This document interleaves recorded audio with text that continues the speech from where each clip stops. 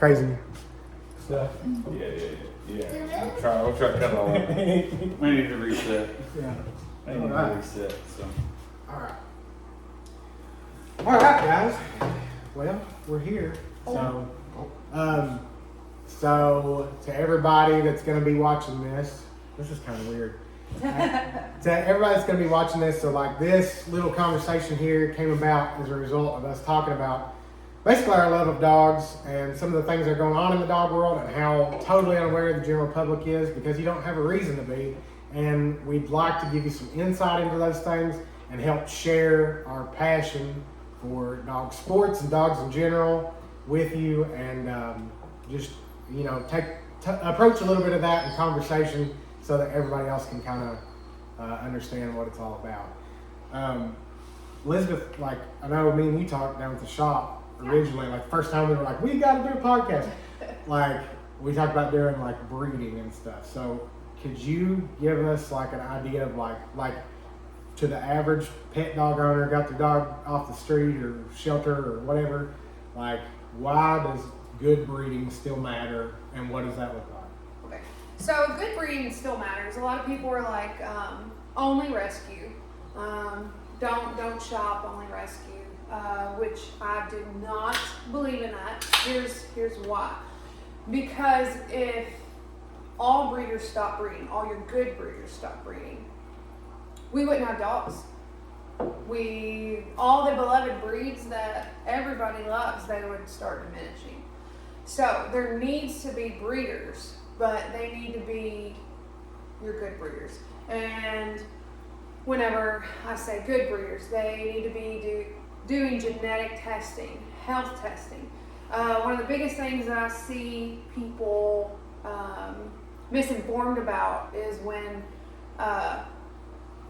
I'll ask sometimes, you know, if somebody comes to me asking questions and wanting a little bit more info, they'll talk to me about a breeder, and I'm like, are the parents health tested? And whenever they hear that, they think that means they've been to the vet and had a wellness exam, which is not it. Health testing goes much deeper than that. Your breeds, certain breeds have certain things, but your biggest ones, especially let's say German Shepherds. So the biggest things is their hips, their elbows, and their eyes. And that's tested through OFA. They get sent off, x-rays get sent off of the dogs and get scored and stuff like that. But we can get into more of that. Sorry, we went and talked about you. I realized that I put my cup back on the floor and then around the table, and then he had the napkin, and I was like, "Oh no!" So just like total ADHD. His glass is not sweating, and my can is. So. Okay, back to dogs. Yeah, back to dogs. Sorry. All right. My ADD kicked in. Okay, so like, what are some of the things like? Let's say I'm just a regular old dog owner, right? You're looking for a reputable breeder? Yeah, I got an older dog. Maybe I'm looking into my next. I want to do it right. What do I look for? What are some signs? What Facebook pages did I go to? Okay. So usually your good breeders, they don't have to advertise. Yeah. You do your research, you find them, you contact them, and everything is laid out. Sometimes they have a website, sometimes they don't, but everything is there. If they don't have a website, they're going to send it to you. You're going to fill out extensive contracts. You're probably going to pay around $1,500 to $2,500 for a well-bred, health-tested dog from a reputable breeder. Let's see. Puppy culture. How they bring their puppies up. Previous litters. Do they have titles on their dogs? If so, what in? And everything like that. They're temperament tested, which is a big thing. They're not breeding for color.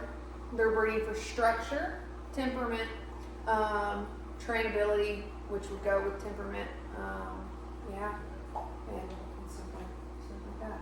I just want to touch real quick. So backyard breeders. A lot of people think backyard breeders are your puppy mills. No. So you have your puppy mills, your backyard breeders, and your reputable breeders. Your puppy mills and your backyard breeders are what fills the shelters. Your reputable breeders will chip all their puppies. You sign an extensive contract. Puppies always go back to their breeder if for any reason you cannot keep them. So they should never end up in a shelter. If for some crazy reason they did, the puppies are chipped. So that chip will come back to the breeder. So that is how that lifelong, connection to the breeder is a safe thing. Your backyard breeders usually don't do health testing.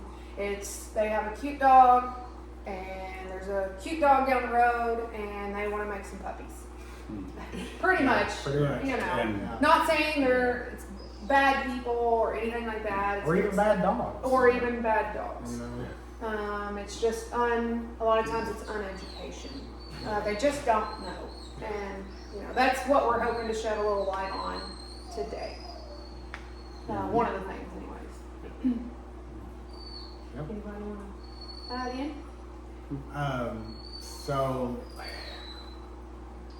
one of the things, so like another thing, this is kind of what I'm leading to, is like, we all, especially you guys, you actually participate in it, like we all love like the bite sports, like protection sports, things like that.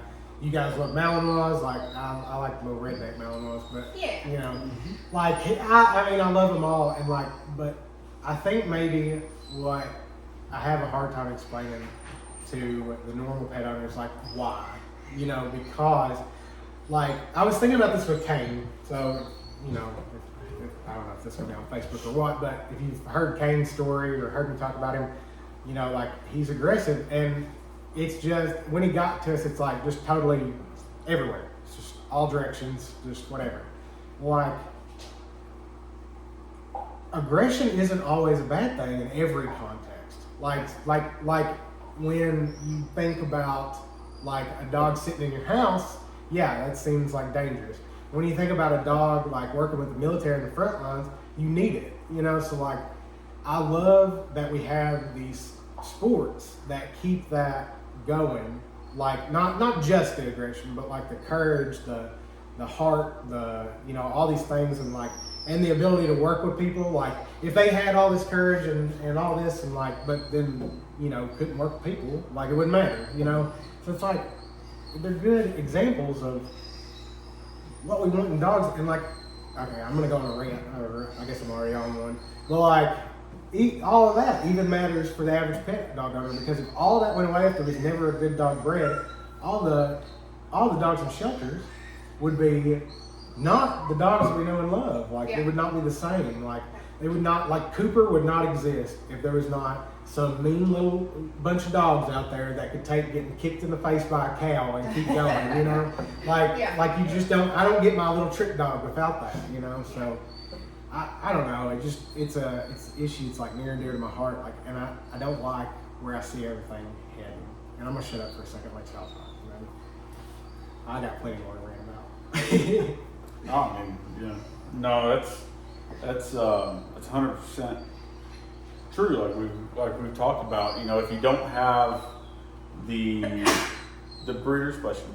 Thank you. If you don't have the breeders who are breeding for a specific purpose, for intent, and that's the reason why you have the breeds of dogs that you do. Everything has been selectively bred for a purpose. So whatever dog you're getting has been the reason why you have a blue heeler. You have, why we have Malinois, why we have Saint Bernards, why we have Great Danes, why we have Bulldogs. Why you have a lap dog. It was specifically bred to be something. Yeah. And a lot of times pet owners lose track of that. You lose focus on the fact that, I have like Waffles, a little terrier. That's what he is. He He is a terrier. Guess what he's going to do? He's going to get into Terrorist. stuff. He's going to be a. He digs. He's going to dig. He's going to want He to do likes that to chase stuff cats. because that's what he was bred to do. You know, He's at some point, independent. you know, yes, you've gotten away from that. You go into a pet home and temperaments play a part and that kind of thing. But you have to look at where these dogs come from and what they're bred for, and not just oh, it's cute. Why is he nipping at me? Why is he doing this? Oh, You know, so- why is my cute little healer? Why is he always biting my ankles? You know, that kind of thing, and not just oh, well, why won't he behave? It's not that he's not behaving; it's that he's behaving how his instincts tell him to. Right. So just a real quick, so Mr. Waffles was a rescue. Say he schnauzer, and this thing that goes into temperament. Like if I was to purchase a well-bred schnauzer from a reputable breeder, the first thing I would want is temperament.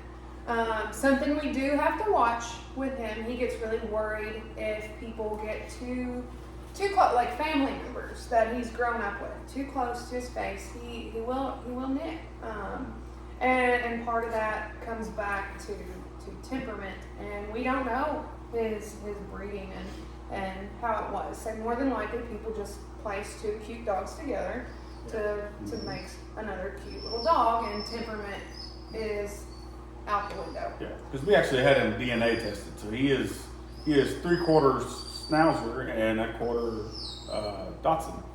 Yeah. Or Deshaun, or however you say it, Dachshund. Wiener dog. Yeah. Wiener dog. Quarter wiener. But you know, you add those together, and like she said, like Elizabeth said, more than likely there was no. I mean, I'd be shocked if there was any kind of health testing or any kind of genetic testing or any of that, because you're taking your cute little Schnauzer and you want puppies out of it because he's a good dog for you, and my Schnauzer Wiener mix that is a great dog for me, just throw them together. You know? But, And I just want to make it clear, I'm not against rescues. Say, me and Patrick and I have 10 dogs, all of which 6 of them are rescues. Kobe has rescues. But I don't think everybody should be completely against, trying to say breeders are the problems. Your reputable breeders are absolutely not. yes, and one of our for example, one of our 4 Malinois was a puppy that was returned from a litter that we had a couple years back. So, that was one thing this guy could not handle. Did his research, thought he could handle dog breed. He couldn't. Well, he was fine with her. He ended up having some health issues arise and some surgeries, and he could not exercise her like she needed, and we got her back. Yeah, but that was the first. There's no question, and of course we brought her back, did some training, and she's hung out and hung around. So, Yeah. yeah. So, to talk about, we're going to bring it back to breeding, health, stuff like that, why that matters. But Patrick, for you, like, you're like a helper, right? Like, or you at least do some of the helper stuff, Yeah, right? I want to not a professional. Yeah, I'm not saying that. So Yeah, yes. So being a helper. Can you explain what a helper is? I'm not sure everybody would. Yeah. So helpers different sports, whatever you're doing. So IGP, which is what we train for and participate in. Specifically, your helper is the one that you see that has a sleeve and is, for training purposes. I'm the one who, in protection, is trying to get that corrective motion that you're looking for throughout the phase and the different aspects. I'm the one who's trying to draw that out, trying to because it's not on the handler. It's at those points it is the dog by itself, and he needs to learn and know how to transition through different types of emotions. that is my job as the helper. What are the different emotions that you look for? So you're going to go through, whether it's we're going to look at it. When you start out, you have a lot of worry. You'll have a lot of worry, a lot of curiosity, that kind of thing. And it's all stuff that we use to build on. So then you're going to look at aggression. You're going to look at dominance. What else? What's some other ones? Prey drive. Yeah.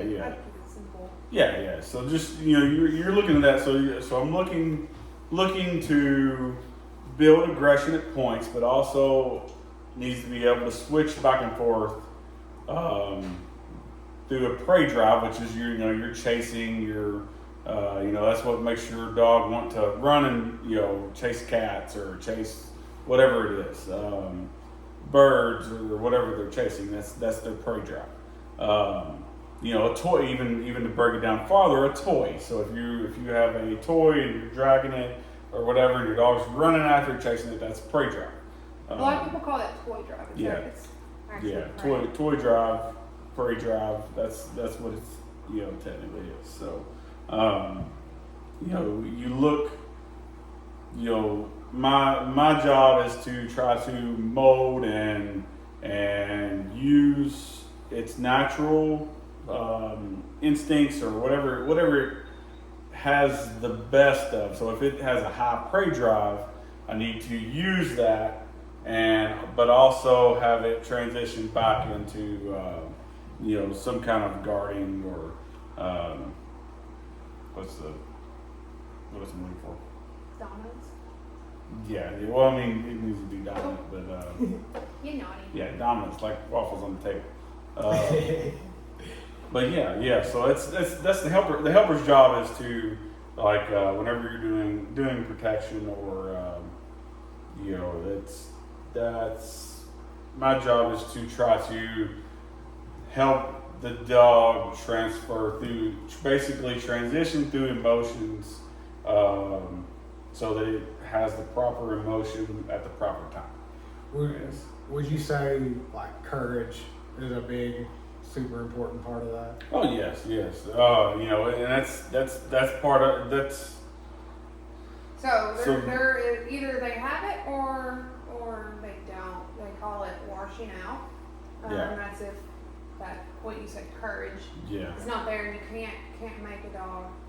Right. Can't make a dog do it. That's something it's got to be that there. it either has or it doesn't. It's, at some point, there's some things that dog either has or it doesn't.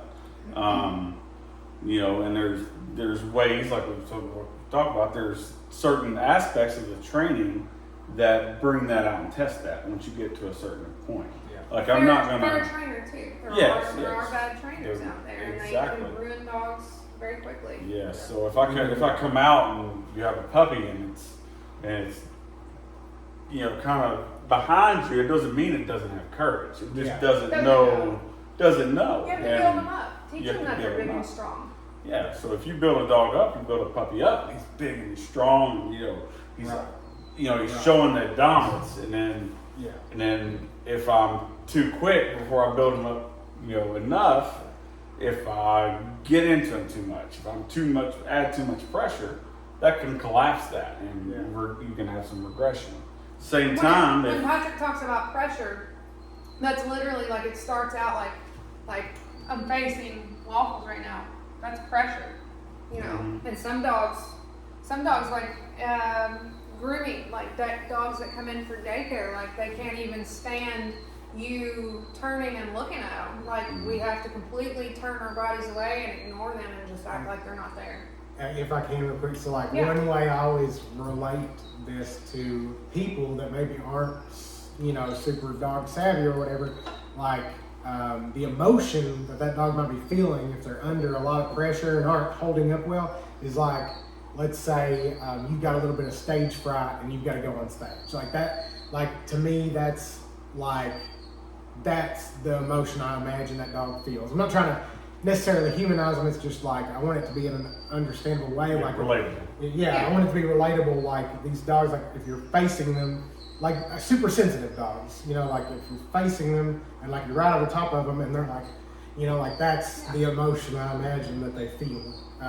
You know, and I guess that's kind of what I was getting at with the helper stuff. Is like people see these sports, like including me when I first saw them, like, you know, I just see a guy get bit and like the dog just seems wild or whatever. It seems totally uncontrolled, unrestrained, and like you just don't understand it. There's so many moving pieces. But really, the helper, the guy getting bit, you have a relationship with that dog, and like you're working with each other. You're putting pressure on, and they're coming back at you with their own, and to a degree, you're letting them win. Like, you know, like you're building them up and like making them more. Does that make sense? And the thing is, most of the helpers, by the time you see them, like you're watching these competitions and stuff, like these helpers have never even seen the dog. Yeah. You know, so this is a relationship and trust the dog has built with whoever was doing the training. So if you have a poor helper, you know, it's going to show when you come to do the trial. You know, if you're not getting that, or if you have a helper that's too much, that's also going to show. So you can overdo it and underdo it. But generally, like you see the competition, that helper is going to be somebody who is very good at the timing it needs for the trial.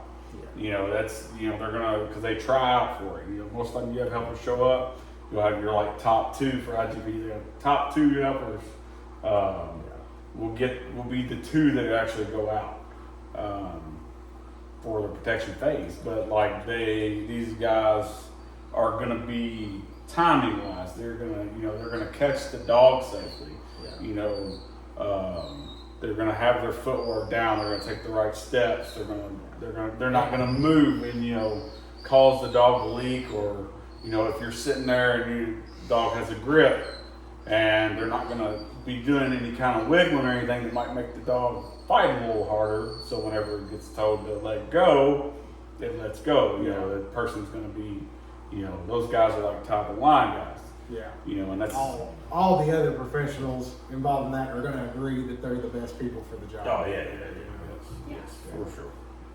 Especially the higher level. You know, a lot of club, like lower level events you see, you're still going to have that, but, you know, whenever you go to like the world championship, like the guy that was on the Ivan's podcast earlier, that guy's like world championship level guy. He's going to be he's going to be the man. You know? So the biggest we've ever seen, and the nicest helpers, they also do helper work for the world teams, but we assisted with nationals, what's the abbreviation? The AMWA. Yeah. American Working Malinois. Yeah. Association. Where is it? AWA. Working Association. Yeah. Yeah, Okay. whichever one. But I mean, it's just it's really awesome to see them work and work the dogs and see the dogs work, and it's cool stuff. And we keep referencing this podcast. That's Ivan Blackman's Training Without Conflict podcast. I'll post a link on wherever I post this. But so later on in that video I just showed you guys, later on in that same podcast, he's talking about, like, it just got me so fired up because he's talking about the relation, like not like long-term relationship, just like the brief relationship he has with these dogs, and like how he just like he comes at them as an adversary and they like give it right back, you know. And then he talks about how like he has to be like that in that moment, like he's stone faced, like, you know, he's your enemy, you know. But then like he talks about going to the people afterward and being like, hey man, this is how your dog performed under pressure. I think this is what you could work on. And I was like, I got cold chills right now. I was like, God, that's so cool. It's because like, I don't know, man, how do I don't know how to like word what I'm trying to say. Like for me, when I'm working with pet dogs, I still want them to feel like more of a dog, like more. You know, like I want them build them up. No matter what they are, like I want them to be more confident and more stable. Like if they're super overconfident, you know, like I want them to be more level-headed, you know, or whatever. But like I want them to be better all around, you know. And I think that's so important. Like I I guess what I'm getting at is like, I would love if we could all, like pet owners, bring that same relationship in with our dogs in our own homes. Like, get a working relationship going where we play and do different things. Like, you don't have to train your little border collie mix to bite people. It's Yeah. can you play? Can you build them up to be that confident? Yeah, To can- do stuff. can- So, well, I don't mean to cut you off. No, you're but it's fine. funny, like, so after we got into the sport world, no matter what type of dog, like Waffles, he was started out as a puppy just like we would start a Malinois puppy out in our home to just build confidence. And the other day, like he ran across. We just put the pond liner in. He's never seen the pond liner. It's windy, it's flapping, and he just takes across the pond. And Savannah was up here, and she's like, "It's crazy. Just he's so confident to run it." Yeah. I was like, "It's because he's been prepared. Yeah. Like, you know, he's had good experience with new things, and he's just been prepared properly to come across things like that." So I just wanted to throw that in there. Yeah. I love that stuff. So like even you know, my relationship with Cooper and now Lola, like it's mostly like the way I play with dogs is mostly based around the bite sports. Like I might be using frisbees rather than bite sleeves. Yeah, You know, I might be doing tricks in between. You know, but it's like it's that same like with Cooper. So this might be something, you know, the average person doesn't see is like I'll tug with Cooper. Let's say I'm tugging with a frisbee. Well, I might be like pushing him with this arm, right, or like patting him or whatever. And like when the first time I did it, I had to just barely touch him, or he would just lose it, you know, and just check out, you know. Well, now I've built him up to where, not that I would ever do this, but like I'm pretty sure somebody could punch him and he wouldn't come off that frisbee. Not that I would ever do that to my dog, Yeah. but like he can take a lot now. Like he's very like just, you know, and I just love that. Like I wish I could give that to more people. It's definitely what I try to do, and like I think one way to get there, you know, of course, rescue dogs, of course, build insecure dogs up, of course. But like I think another way to get there is to go and get you a well-bred dog and participate in the sport. It's just crazy to me the amount of people that will drop $3,000 and up on a dog that has no genetic or health testing. But they're pretty. And yeah, and their temperaments are awful. If you wanted a certain breed, like reach out. Like I can help you find a reputable breeder that does everything correctly, and you're gonna have that dream dog, and everything becomes easier. Because temperament's there, correct body is there, the genetic testing is there. Like it's there. Yeah. And they're cheaper usually is the crazy thing. Yeah. Because the responsible breeders are not looking to make the money, because when you do it responsibly, it costs a lot. When puppies have puppy culture, do y'all want to get into puppy culture or just? Sure. So puppy I don't even know culture. what that is. Oh, okay. It's just whenever you, like, you know, they have like little litter boxes. They have stuff for them to climb in over different textures to walk on. Okay. Like they're prepared. That's how like you prepare and make a confident dog. Like it starts from whenever they start walking is when it starts. That's puppy culture. Your reputable breeders are gonna be doing it, and it builds confidence. They usually have like little bridges that they can go up and over, so they're getting elevated. And it's crazy how scared a lot of dogs are of stairs and different surfaces and stuff like that. We help a lot of rescues out, and most of them have never seen stairs and are scared to death to go up and down.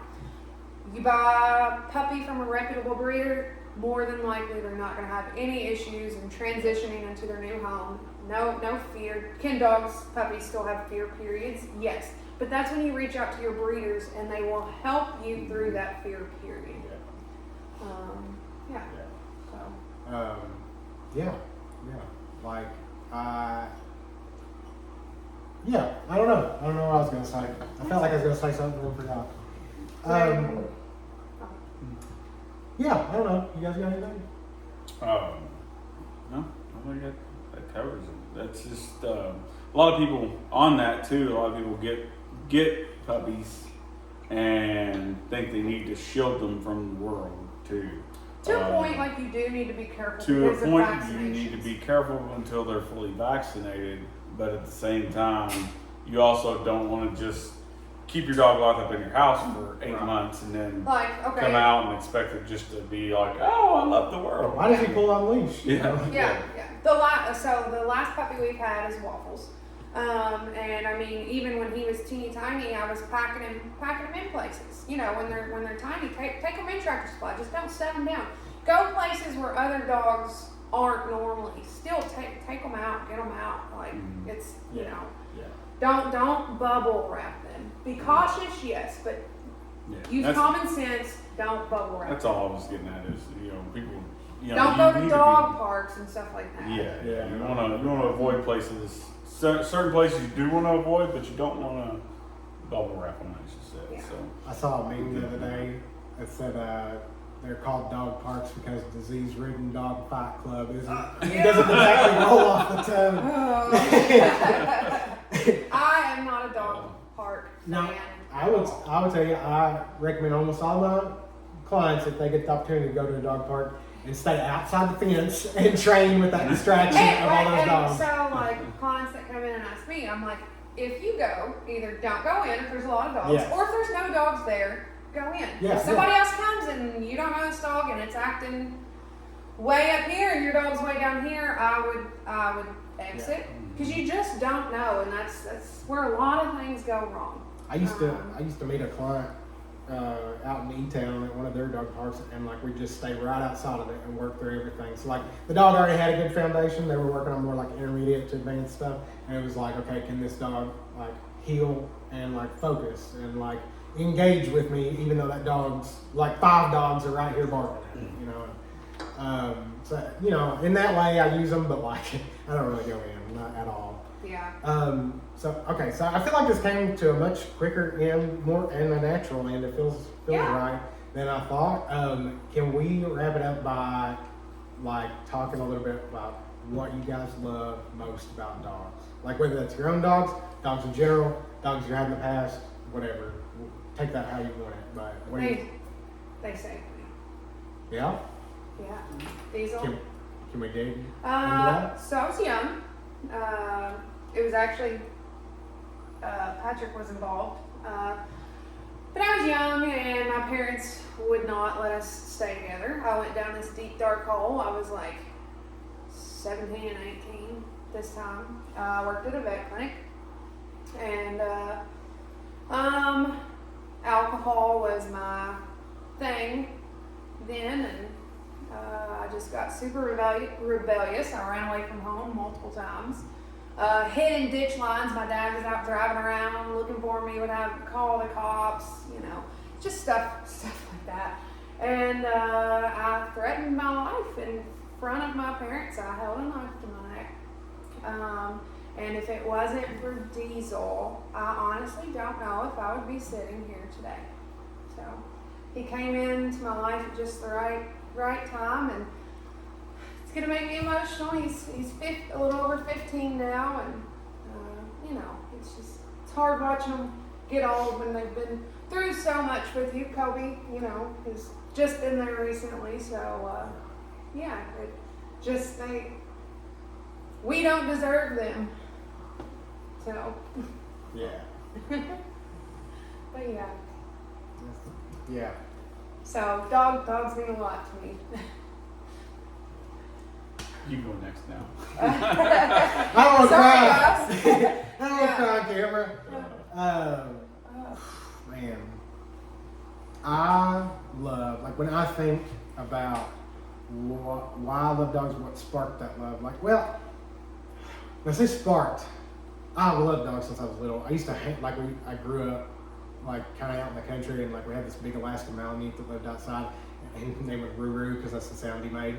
And like, I just remember like things would happen, and I would just bury my head in his fur and cry. Like it was just my buddy. And like we had others. We had one named Hobo because we found him under a bridge. Like just different dogs like that through the years. But like I never it was like they just existed beside me, right? Like when I got Lily, and not even when I first got her, I mean, I loved her then, but like when I learned how to influence behavior and like started having this like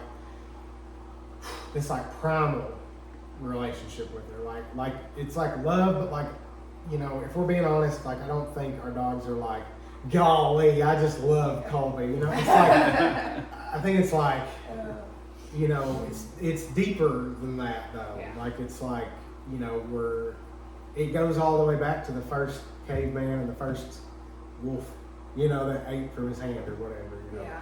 And like, I love that deep, super emotional, beyond words connection that I make with dogs, especially the aggressive ones for me. Like I really relate to being so belligerent that people can't stand for you to be in the room. You know, like I connect with that on a very deep level. So I don't know. Like I just love them so much, like in so many different ways.